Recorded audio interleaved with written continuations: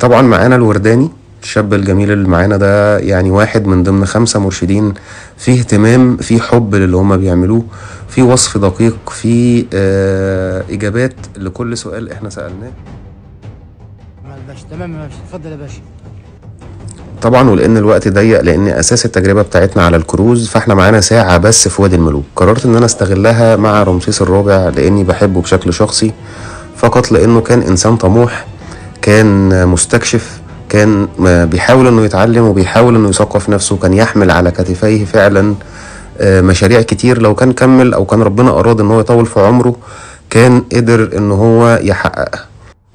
رمسيس الرابع أرسل أكتر من 8700 مستكشف لأرض سيناء فقط للاستكشاف، فقط للعلم وحبه للعلم.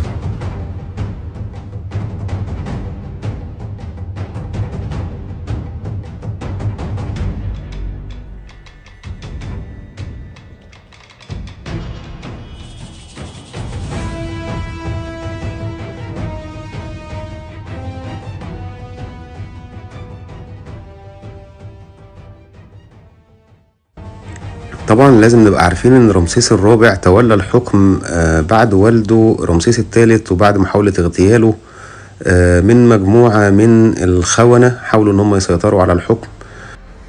ولكن رمسيس الرابع كان ليه رأي تاني وتصدى وتغلب وحكم.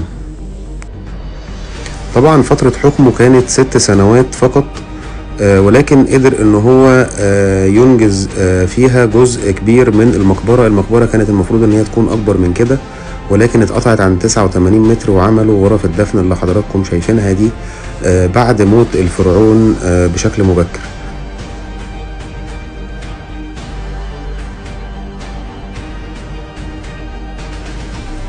طبعا الزحمة بالنسبة لي حاجة مبهجة جدا جدا جدا جدا، ويا رب يديمها علينا وما يحرمش منها أهل الأقصر حاجة ولا أروع. يا رب يديمها علينا يا رب.